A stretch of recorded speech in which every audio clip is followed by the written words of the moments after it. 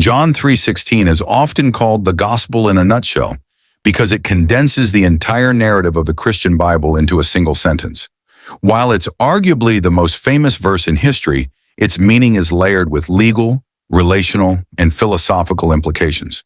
To understand it clearly, it helps to look at the verse as a sequence of four specific movements: the motivation, the sacrifice, the condition, and the promise. The motivation, for God so loved the world. The verse begins by identifying the why. In this context, the Greek word used for world is cosmos. Interestingly, this doesn't just mean the physical earth. It refers to the entire human system, a system that, according to the Bible, was in a state of rebellion or brokenness. The word so is also important. In modern English, we often use so to describe intensity. For example, I am so hungry.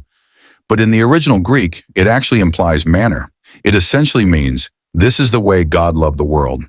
The verse is setting up a demonstration of love rather than just a feeling of love. The sacrifice, that he gave his only begotten Son. This is the how. Love is defined here by the cost of the gift. The phrase only begotten, from the Greek monogenes, means unique or one of a kind.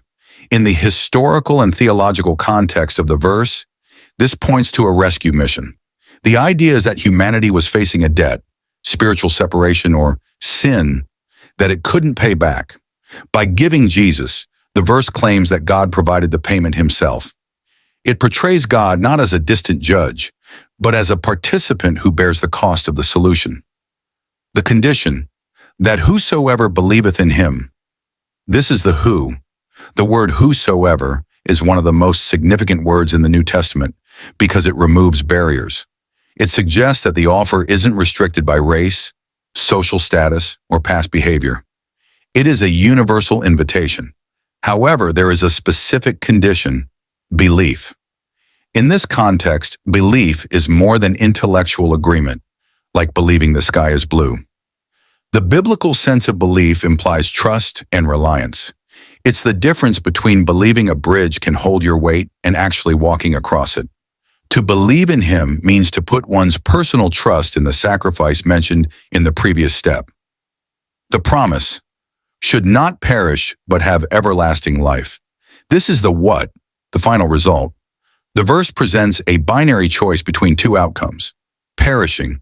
In a theological sense, this isn't just ceasing to exist or physical death. It refers to a state of spiritual ruin or permanent separation from the source of life, God.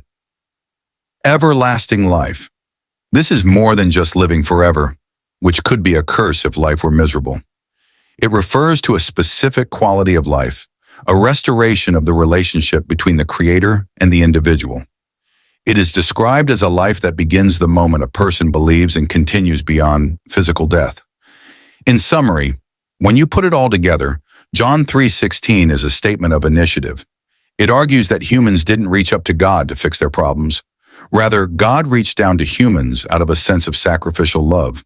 It frames the human condition as one of peril, but offers a way out that is open to anyone, regardless of their background, provided they are willing to place their trust in the person of Jesus. It remains a cornerstone of the faith because it answers the three biggest questions of the human experience. Who loves me? What did they do about it? And how do I respond?